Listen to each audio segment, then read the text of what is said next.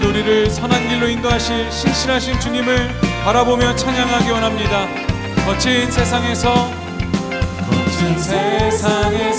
실패하거든 그 손 못 잡음만 줘라.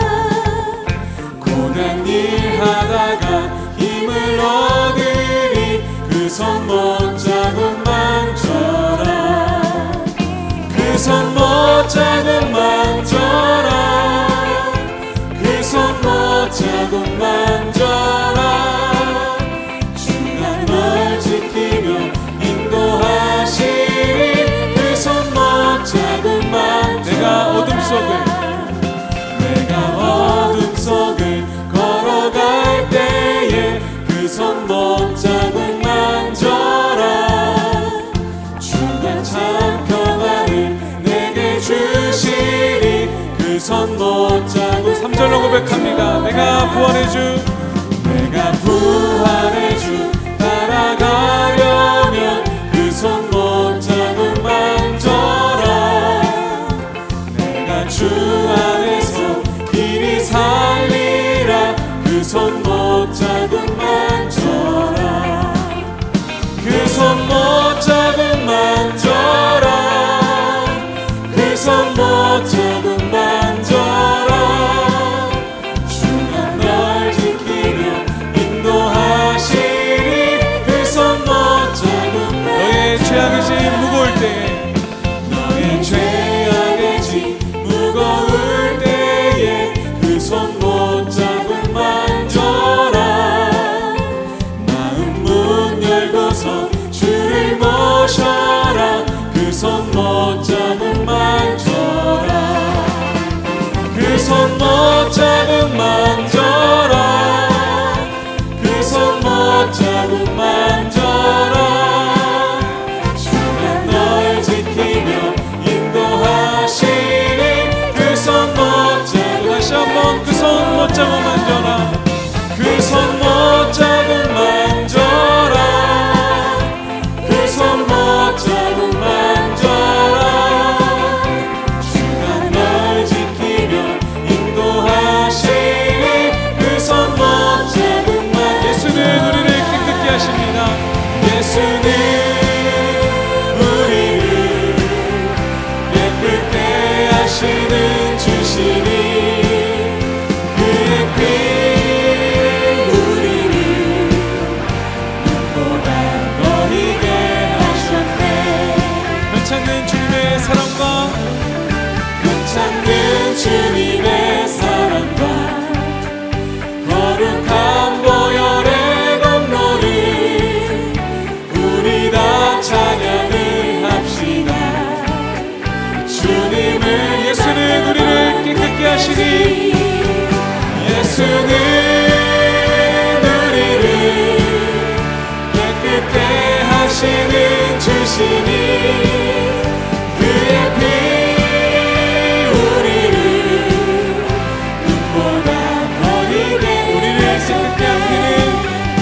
우리를 깨끗게 하시는 무궁한 생명의 물일새 생명의 구원을 받은 자 하나님 찬양 3절로 고백합니다. 주님의 거룩한 보혈이 우리의 입으로 간증합니다. 담대히 싸우며 나가세 천국에 들어갈 때까지 예수는 우리를 깨끗게 하시는 주시니 그의 피 우리를 눈보다 더히 결단합니다. 십자가 단단히 붙잡고 날마다 이기며 나가세 머리에 면류관 쓰고서 주 앞에 찬양할 때까지 예수는 우리를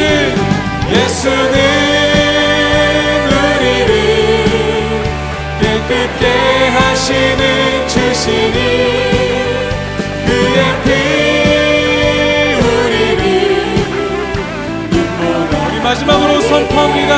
예수는 우리를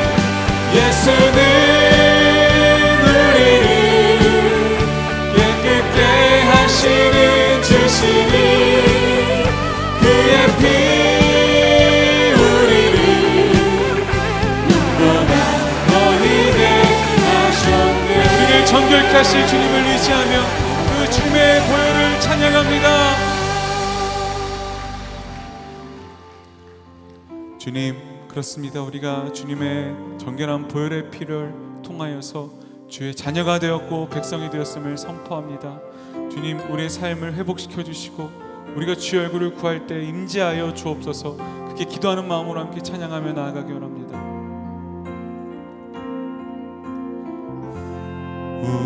우리는 주의 백성이오니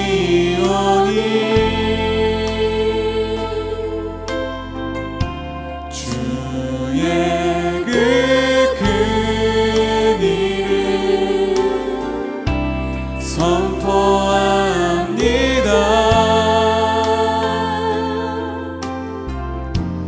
이곳 어두운 세상에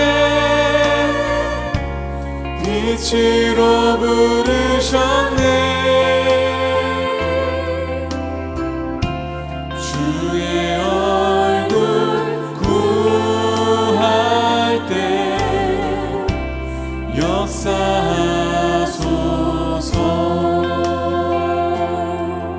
교회를 세우시고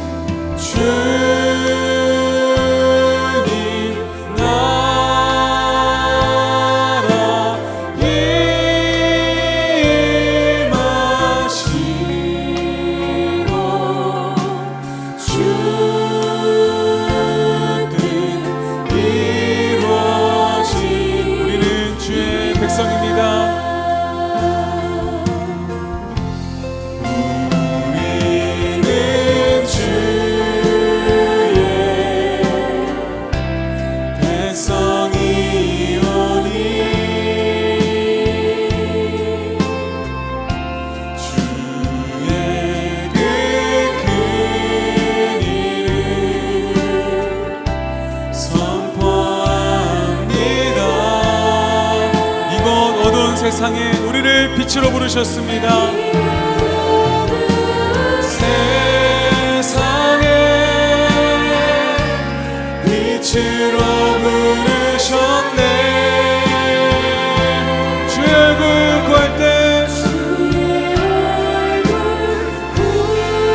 우리 가운데 역사하여 주옵소서.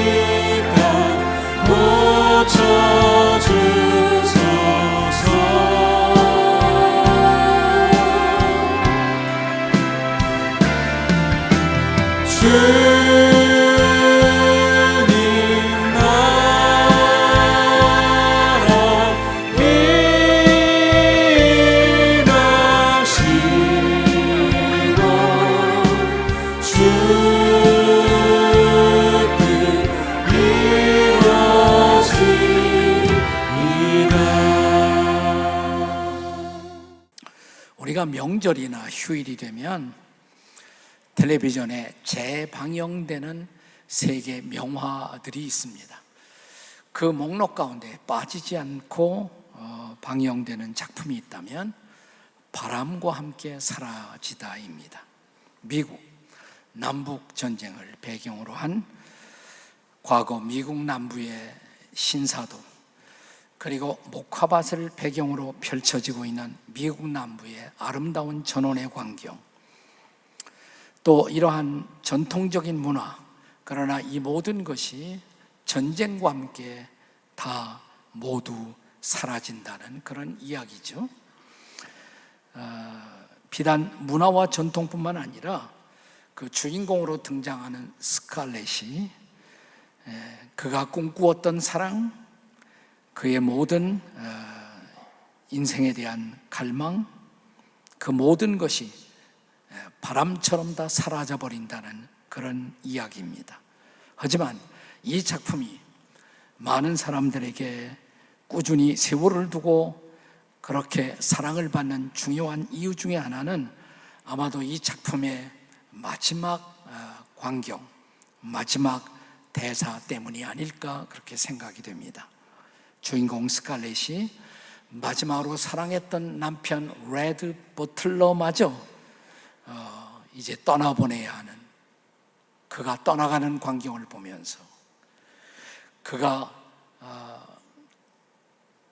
읊조리고 있는 그 마지막 독백, 그것이 인상적으로 우리 모두의 마음에 남아있지 않습니까? 본래 영어로는 그 마지막 대사가 이런 대사예요. After all, tomorrow is another day. 결국 내일은 또 다른 날이 될 거야. 그런데 한국말로 번역하는 과정에서 좀 다르게 번역했죠. 내일은 내일의 태양이 뜰 거야 라는 말로 유명해진 그런 작품입니다. 이 소설 혹은 이 영화의 그 마지막 그 이유가 너무너무 궁금해서 미국에서는 실제로 후속 작품을 공모해서 스칼렛이라는 제목으로 다시 후속 책이 출판되기도 했습니다. 제가 오늘 설교의 화두를 바람과 함께 사라지다로 시작한 이유는 오늘 함께 묵상할 말씀의 주인공 선지자 아모스가 역사의 한 장면에 바람과 함께 나타났다가 바람과 함께 사라진 그런 선지자이기 때문입니다. 그는 주전 760년경에 활동을 시작합니다. 본래 남왕국 유다 출신이지만 그의 사역의 대상지는 남왕국이 아니라 북방 이스라엘이었습니다. 자, 아모스 1장 1절은 이렇게 시작됩니다. 같이 한번 읽겠습니다. 다 같이 시작. 유다 왕 우시아의 시대, 곧 이스라엘 왕 요아스의 아들 여로보암의 시대, 지진 전 2년에 드고아의 목자 중 아모스가 이스라엘에 대하여 이상으로 받은 말씀이라. 마지막에 이상으로 말씀을 받았다. 이상, 비전 혹은 환상으로 말씀을 받았다는 것입니다. 자, 이어지는 말씀 아모스 7장 12절과 13절의 말씀을 한번 같이 읽습니다. 다 같이 시작. 아마샤가 또 아모스에게 이르되 선견자야, 너는 유다 땅으로 도망하여 가서 거기에서 떡을 먹으며 거기에서나 예언하고 다시는 베델에서 예언하지 말라. 이는 왕의 성소요 나라의 궁궐임이니라. 자, 여기 독특한 단어가 나와요. 선견자라는 말이 나옵니다. 그는 선지자였지만 동시에 선견자, 앞일을 바라보고 내다보았던 사람, 선견자라고 표기되어 있습니다. 아모스 7장 14절과 15절에 보면 이제 아모스가 자기 자신에 대하여 이런 고백을 하고 있습니다. 함께 읽습니다. 시작. 아모스가 아마사에게 대답하여 이르되 나는 선지자가 아니며 선지자의 아들도 아니라 나는 목자요 뽕나무를 재배하는 자로서 양떼를 따를 때 여호와께서 나를 데려다가 여호와께서 내게 이르시되 가서 내 백성 이스라엘에게 예언하라. 자기는 본래부터 선지자가 아니고 자기는 목자요 농부였다는 것입니다. 뽕나무를 재배하는 목자. 그런데 하나님이 나를 붙들어다가 말씀을 전하게 하셨다는 것입니다. 아모스라는 이름의 뜻은 본래 무거운 짐을 지는 자라는 뜻입니다. 그는 시대의 짐을 짊어지고 그 시대 이스라엘 백성들이 경험하게 될 심판을 예언한 것입니다. 그런데 심판만 예언한 것이 아니에요. 심판 저 건너편에서 마침내 회복될 메시지를 주는 선지자였습니다.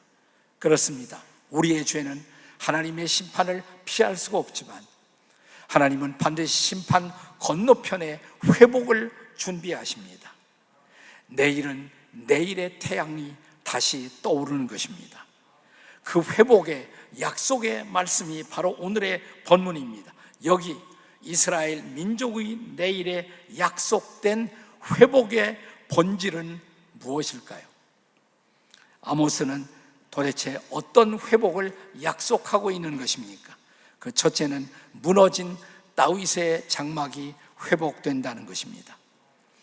자, 다윗의 장막, 그러면 여러분에게는 기억되는 어떤 그림이 혹시 있나요? 자, 법궤, 그러면 다윗과 연관시켜 여러분의 머릿속에 떠오르는 어떤 광경이 있지 않습니까? 법궤 혹은 언약궤는 언제나 하나님의 임재의 상징이에요. 근데 이 법궤가, 언약궤가 드디어 예루살렘 성으로 옮겨오게 되었습니다. 그 소식을 듣자 다윗은 장막 앞에서 춤추며 기뻐합니다. 이 왕이 어린아이처럼 춤을 추며 기뻐하고 있어요. 그리고 다윗은 빠른 시일 내에 아름다운 성전을 짓고 그 법궤를, 언약궤를 안치할 꿈을 꾸게 됩니다. 하지만 하나님은 그것을 허락하지 않으십니다. 성전은 결국 다윗이 아니라 다윗의 아들인 솔로몬을 통해서 지어지게 되게 됩니다. 그런데 오늘 이 아모스의 예언을 기억하면서 우리가 신약 성경 사도행전에 보면 예루살렘에 어느 날 야고보를 위시한 지도자들이 모였을 때 그들이 사도행전 15장에 보면 바로 아모스 선지자의 예언을 기억하면서 오늘 우리 가운데 그 예언이 성취되고 있음을 선포합니다.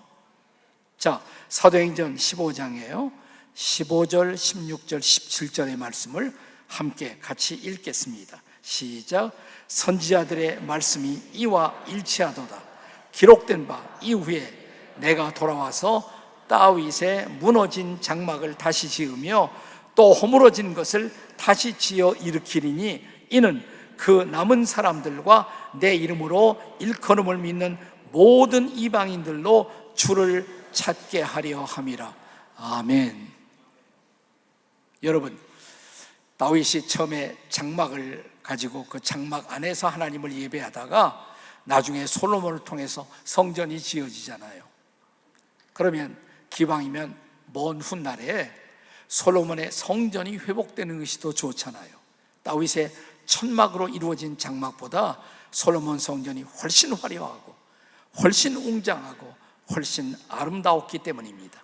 그런데 사도행전 15장에서 신약시대의 지도자들은 하나님이 다윗의 장막을 다시 일으킨다라고 말합니다.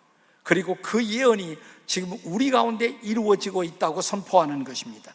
솔로몬의 성전이 아닌 다윗의 장막의 회복을 말하고 있는 거예요. 왜 그럴까요? 기능상으로 보면 솔로몬의 성전보다도 다윗의 천막 장막이 오늘날 신약 시대를 살고 있는 신약 교회의 기능에 훨씬 더 가깝다는 것을 우리는 상기해야 합니다. 자, 솔로몬 성전이 다 지어진 다음에는 지성소와 성소가 구별이 되죠. 그리고 절기와 의식이 다 고정이 된 다음에는 아무나 지성소에 올 수가 없었어요. 정해진 때에 정해진 대제사장 혹은 제사장들만 하나님 앞에 나올 수가 있었던 것입니다. 그러나 다윗의 천막 성전은 달랐어요. 그 안에 하나님의 임재를 상징하는 법궤가 그대로 노출되어 있었습니다. 그러니까 장막 안으로 들어오면 그대로 법궤가 보이는 거예요. 누구든지 언제라도 하나님의 임재를 목격하면서 예배하고 찬양하고 하나님의 영광을 거기서 체험할 수가 있었던 것입니다. 마치 오늘 우리 시대처럼 말입니다. 40년 동안 다윗의 장막은 존재했고 이 다윗의 장막 안에서 그들은 오늘 우리 신약시대의 성도들이 경험하는 비슷한 예배를 경험하고 있었던 것이에요. 그런 예배가 지금 회복되고 있다라는 것을 신약의 지도자들이 선포하고 있었던 것입니다. 그렇습니다. 비단 예배의 회복뿐만이 아니라 이 성전에서의 하나님의 임재를 사모해서 이방인들도 나오고 있다. 하나님을 알지 못했던 이방인들도 이제 하나님을 예배하게 되었다라고 선포하는 것입니다. 저는 우리 교회가 새로운 리더십의 취임과 함께 다른 무엇보다도 이런 다윗 장막의 회복 같은 역사가 일어날 수 있기를 주님의 이름으로 축복합니다. 복음 전도가 회복되고 복음 설교가 회복되고 아름다운 그리고 뜨거운 찬양이 회복되고 제자들의 뜨거운 헌신이 주님 앞에 드려지는 회복의 모습을 보고 싶습니다. 지구촌교회 초기 개척 시절 부흥의 역사가 일어날 때 우리 교회 새신자 교실에는 너무 많은 사람들이 등록을 해서 새신자 반 줄을 잇고 들어갔어요. 새고작 반도 마찬가지고 새 생명의 길, 새 가족의 길, 우리 교회 기초 성경 공부반에 등록한 사람들이 줄을 이었습니다. 한때 너무나 많은 새 교우들이 등록해서 우리는 타 교회에서 이동하는 성도들의 숫자를 제한시킬 만큼 불신자들의 전도만으로 우리 교회는 교회당의 자석들을 채우고 있었던 그런 교회였습니다. 지구촌교회에서 일어나는 부흥을 벤치마킹하기 위해서 전국에서 많은 교회들이 우리 교회를 찾아와 줄을 잇던 교회가 지구촌교회였습니다. 우리에게 있어서 그것은 바로 무너진 다윗의 장막의 회복 같은 것, 이런 다윗의 장막의 회복의 부흥이 우리 교회 앞으로 일어날 수 있기를 주님의 이름으로 축복합니다. 아멘. 자, 아모스 선지자의 두 번째 예언. 첫째는 무너진 다윗의 장막의 회복이고, 둘째는 만국을 기업으로 얻는 회복입니다. 만국을 기업으로 얻는 회복. 자, 12절의 말씀을 같이 읽어요. 함께 읽습니다. 시작. 그들이 에돔의 남은 자와 내 이름으로 일컫는 만국을 기업으로 얻게 하리라. 이 일을 행하시는 여호와의 말씀이니라. 여러분, 에돔 땅은 이스라엘에서 가까워 옆에, 지금 현재 요르단 국가의 남쪽에 있는 곳이 바로 에돔이란 말이죠.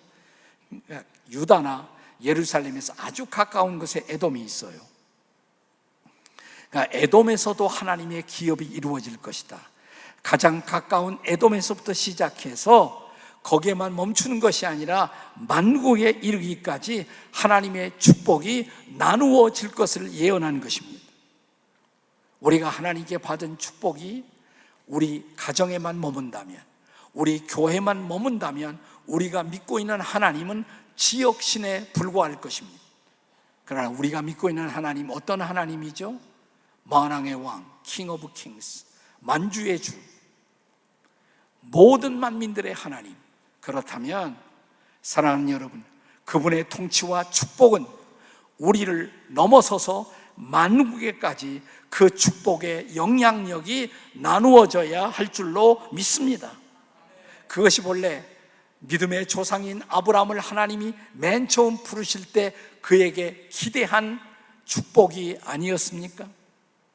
창세기 12장 3절 같이 읽어보세요. 12장 3절 시작. 땅의 모든 족속이 너로 말미암아 복을 얻을 것이라 하신지라. 아멘. 모든 족속이 너를 인해서 복을 얻을 것이니라. 만국을 기업으로 얻는 회복의 약속이었습니다. 감사한 것은 우리 지구촌 교회는 처음부터, 우리 작은 개척교회 시절부터 시작해서 복음을 우리 안에만 제한시킨 것이 아니라 땅끝까지 열방과 더불어 복음을 나누는 것을 비전으로 삼았습니다. 우리 한국에서 가장 가까운 것이 어디예요? 중국이나 일본이 아니겠습니까? 그래서 우리는 일본으로 가고, 일본에도 지구촌 교회를 세우고, 중국에 가서 중국에도 지구촌 교회를 세우고, 많은 선교사들을 파송하고, 뿐만 아니라 우리 교회 아주 초창기에 데이빗 정 선교사님 내외분을 특별히 라오스로 파송했어요. 거기 가보니까 선교 형편이 어렵거든요. 그래서 그는 교육 선교를 시작합니다. 대학을 시작했어요. 대학. 라오스에 우리 교회 대학이 있어요. 근데 정식으로 인정을 받은 대학입니다, 지금. 그리고 인기 있는 대학으로 계속 발전해 가고 있어요. 저는 라오스의 이 대학이 과거 우리 한국 초기 선교 시대에 세워진 연세대학, 이화여대가 얼마나 많은 영향을 끼쳤습니까? 저는 이 대학이 연세대학 이상으로, 이화여대 이상으로 그 땅에 축복에 영향을 끼치는 대학이 되기를 기도하고 있습니다. 아멘. 네. 그것이 진정한 축복의 나눔이 아니겠습니까?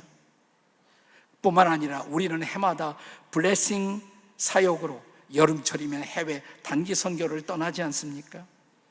또 샬롬 선교 대회를 열어 전 세계에 흩어진 선교사들을 격려하고, 또 여러분이 목장별로 친히 국내뿐만 아니라 해외에도 흩어져서 우리가 복음을 전해오는 일들을 계속해오지 않았습니까? 우리는 전 세계에 파송된 선교사님들과 더불어 만국 사역에 동참하고 있는 것입니다. 그렇습니다. 이 만국을 기업으로 얻게 하신 하나님을 찬양하십시다. 그 하나님 앞에 감사를 드리십시다. 할렐루야. 아모스의 세 번째 회복의 약속, 세 번째는 포도원 열매를 즐기는 회복입니다. 본문 13절에 보시면 풍성한 수확의 약속, 회복의 약속을 우리에게 주시고 있습니다. 여러분, 추수의 계절에 풍성한 추수 열매를 거두는 것을 보는 것, 얼마나 아름다운 일이겠습니까? 13절 같이 읽어요. 13절 시작. 여호와의 말씀이니라. 보라, 날이 이를지라. 그때 파종하는 자가 곡식 추수하는 자의 뒤를 이으며, 포도를 밟는 자가 씨 뿌리는 자의 뒤를 이으며, 산들은 단 포도주를 흘리며 작은 산들은 녹으리라. 아멘. 이어지는 그 다음 14절에 보시면 추수의 결과로 포도주를 마시고 포도 열매를 먹는 기쁨을 노래하고 있습니다. 같이 읽어요. 14절 시작. 내가 내 백성 이스라엘이 사로잡힌 것을 돌이키리니 그들이 황폐한 성읍을 건축하며 거주하며 포도원들을 가꾸고 포도주를 마시며 과원들을 만들고 그 열매를 먹으리라. 아멘. 우리가 수고의 열매를 먹고 마신다는 것, 소박한 인생이 추구하는 행복의 모습이 아니겠습니까? 자, 오늘 선지자 아모스는 농부였단 말이죠. 농부였고 목자였던 선지자 아모스는 이러한 행복한 일상을 이스라엘 백성들이 모두가 다 누리게 될 것이라고 예언하고 있는 것입니다. 그들이 고향 땅에 돌아와 과원을 일구고 포도주를 마시고 포도 열매를 따먹는 그런 행복이 다가오고 있다라고 선포하고 있는 것입니다. 하지만 아모스의 약속은 단순하게 포도 열매를 마음껏 먹는 육신적 만족에만 국한된 것이 아니었습니다. 포도 열매는 구약 성경에 보시면 하나님과의 바른 관계로부터 오는 영적인 만족의 상징입니다. 이스라엘 민족을 상징하는 두 나무가 있어요. 포도나무, 또 하나는 무화과나무입니다. 여러분이 열왕기상 4장 25절 같은 말씀에 보면 이스라엘 민족이 가장 번영하고 평안할 때의 모습을 포도나무 아래서 혹은 무화과나무 아래서 평안히 살았다, 이렇게 증언하고 있습니다. 우리가 신약 성경에서도 예수님이 당신을 따라오는 제 아들에게 기대하신 삶의 모습, 자, 요한복음 15장에서 우리가 잘 아는 5절의 말씀을 우리가 기억하고 있지 않습니까? 같이 읽습니다. 시작. 나는 포도나무요 너희는 가지라. 그가 내 안에 내가 그 안에 거하면 사람이 열매를 많이 맺나니 나를 떠나서는 너희가 아무것도 할 수 없습니다. 우리가 포도나무이신 주님께 붙어 있어 풍성한 열매를 맺는 모습, 그것이 그리스도인들이 존재하는 이유라는 것입니다. 이어지는 요한복음 15장 8절을 보세요. 8절 같이 읽어요. 시작. 너희가 열매를 많이 맺으면 내 아버지께서 영광을 받으실 것이요 너희는 내 제자가 되리라. 아멘. 그렇습니다. 제가 지구촌 교회를 처음 개척할 때 제 마음속에 있었던 가장 중요한 소원은 뭐냐면 지구촌 성도들이 배부른 성도가 되는 거예요. 말씀으로 배부르는 성도. 말씀을 먹고 너무너무 행복해서 그 행복을 다른 사람들과 나누는 성도들의 모습을 보는 것, 제 마음속에 있었던 가장 중요한 소원이에요. 그래서 저는 어떤 시간보다도 이 말씀을 준비하기 위해서 많은 시간을 보냈습니다. 저는 바깥 시간이 별로 재미가 없어요. 그래서 말씀을 준비하는 시간이 가장 행복했고, 말씀을 나누는 시간이 행복했고, 이 말씀 안에서 성도들이 그리스도의 제자로 자라가는 모습을 보는 것, 그것 이상으로 행복한 것이 저에게는 없었어요. 자, 그리고 무엇보다 이 말씀으로 하나님이 기뻐하시는 하나님의 사람, 그리스도께서 기뻐하는 그리스도의 제자로 훈련되어 가는 모습을 보고 싶어 한 것, 유일한 제 마음속의 소원이었습니다. 그래서 우리 교회 모든 성경 공부 시스템을 어떻게 그리스도 안에서 잘 훈련된 제자로 세워갈 것인가 가장 중요한 관심이었어요. 제가 개척을 처음 했을 때 한국에서 가장 영향력 있는 교회가 두 교회가 있었어요. 하나는 온누리교회고 또 하나는 사랑의 교회였습니다. 근데 공교롭게 온누리교회 또 사랑의 교회 담임 목사님이 저하고는 아주 형제처럼 친한 그런 목사님들이었습니다. 두 교회를 잘 관찰했어요. 이 두 교회가 사람들에게 영향을 끼치는 이유가 뭘까? 근데 온누리교회 보면 온누리교회 특성 중에 하나는 다양성이에요. 없는 게 없어. 그 교회 가면 다 있어. 하여튼 뭐 온갖 성경 프로그램이 다 있어요. 장점이 다양성이에요. 근데 아쉬운 것 하나는 통일성이에요. 근데 이 모든 것이 다 뭘 위해서 존재하는 것이지? 뭐 이런 질문이 좀 생겼어요. 근데 사랑의 교회의 장점은 통일성입니다. 모든 것이 제자 훈련으로 다 이렇게 연결되어 있어요. 근데 아쉬운 것이 있어요. 다양성이 좀 부족하다고 느꼈어요. 저는 우리 교회 성경 공부, 길 공부, 새 생명의 길, 또 새 가족의 길, 목장교회의 길, 이런 우리 교회 길 공부, 성경 공부를 디자인하면서 다양성과 함께 분명한 통일성, 그 통일성은 한 가지 목표, 평신도 선교사가 되는 것. 자, 이 말씀을 다 공부했을 때 정말 가정에서도 직장에서도 일터에서도 전문인 선교사, 평신도 선교사로 영향을 끼칠 수 있는 하나님의 사람이 되는 것, 이 한 가지 목표 가지고 우리 교회 모든 훈련을 그동안 해왔던 것입니다. 바깥에서 오픈해달라고 하도 그래서 목요일 날마다, 목요일 날 오전 중에는 제가 담임 목회를 할 때 다른 교회 목회자들 혹은 다른 교회에서도 등록할 수 있도록 그때 오픈을 했습니다. 기억하실 분이 계실지 모르지만 1000명 이상 왔어요. 목요일 날 아침마다 이 자리에, 바로 이 자리에. 네. 그러나 제가 후임자에게 이제 목회를 양도하면서 그 목요일 날마다 여기 제가 와서 계속 1000명 이상 함께하고 있으면 혹시 부담이 되지 않을까 그래서 그것도 클로즈하고 다 닫았습니다. 최근 몇 해 동안 한국 교회 안에서 가장 이상적인 교회라고 알려진 한 교회가 있어서 우리 교회가 연구한다는 소식을 들었습니다. 좋은 일입니다. 좋은 것은 누구든지 누구에게든지 배워야 합니다. 지속적으로 어디에서든 어느 교회에서든 배울 수 있는 우리 교회가 되었으면 좋겠어요. 그런데 마침 그 교회에 우리 교회에 있던 부목사님 두 분이 가 계세요. 근데 그 두 분이 전해주신 소식은 뭐냐면, 그 교회가 한국을 대표하는 이상적인 교회로 알려져 있지만 모든 면에서 지구촌 교회 제자훈련 성경 공부보다는 훨씬 떨어져 있다는 거예요. 그리고 지구촌 교회 행정 시스템도 그보다는 훨씬 더 우리가 앞서 있다는 소식이었습니다. 저는 우리 교회가 배울 것은 부지런히 배우되, 저는 우리 교회 성도들이 자긍심을 가졌으면 좋겠다고 생각합니다.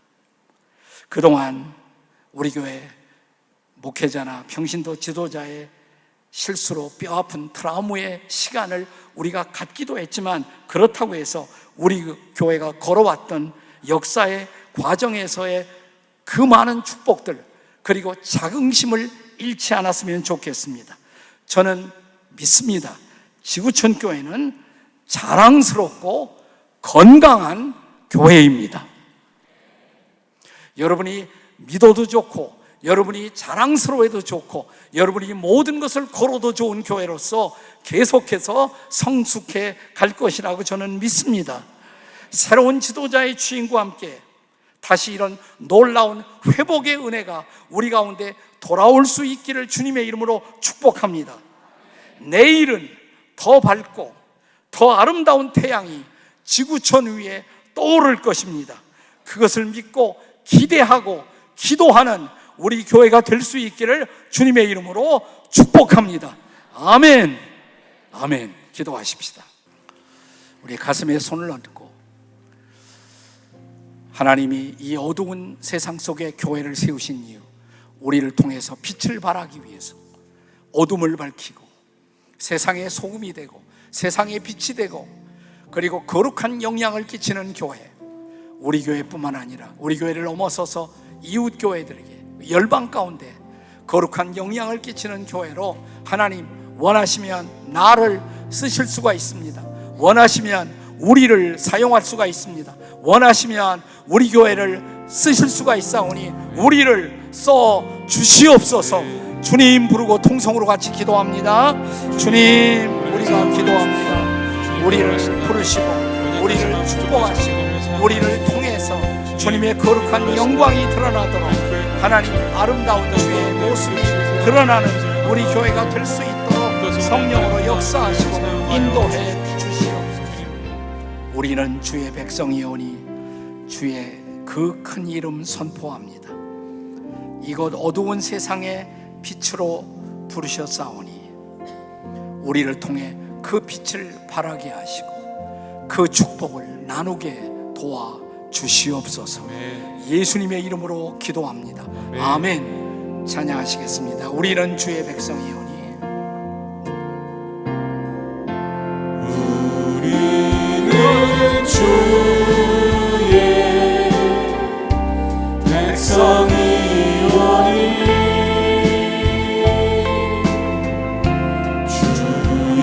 주의 그 큰 이름 선포합니다. 이곳 어두운 세상에 빛으로 부르셨네. 주의 얼굴 보할 때 역사하소서. 교회를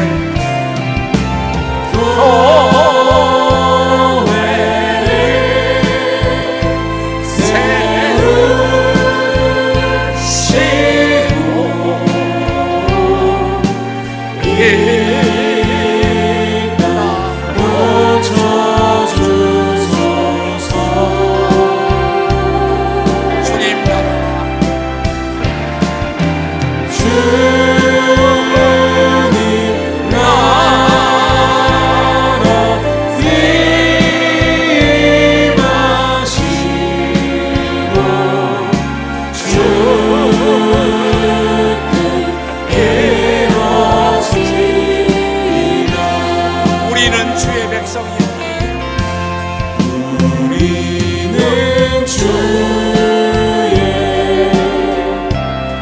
백성이 오니 주의 그 이름 선포합니다. 이곳 어두운 세상, 이곳 어두운 세상에 빛으로 부르셨네. 주의 얼굴 구할 때 역사하소서. 교회를 세우시고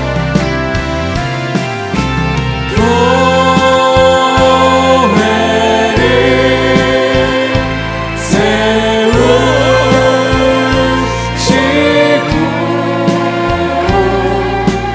이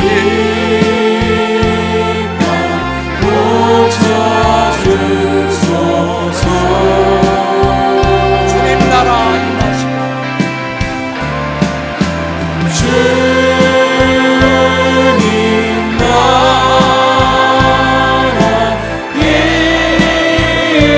임하시고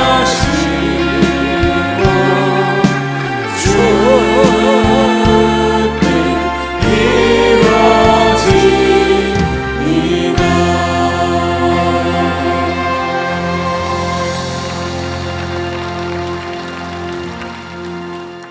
이제는 우리 주 예수 그리스도의 우리를 구원하시는 애와 독생자까지 허락하신 하늘아버지의 사랑과 우리 안에 우리 가운데 계시며 우리를 인도해 가시는 성령님의 인도 따라 발걸음을 옮겨가는 지구촌 공동체와 지구촌에 속해 있는 모든 성도들, 그리고 격동하고 있는 한반도의 모든 백성들에게 성령이 주시는 진정한 평안과 은혜가 함께 해 주시기를 간절히 축복하옵나이다. 아멘.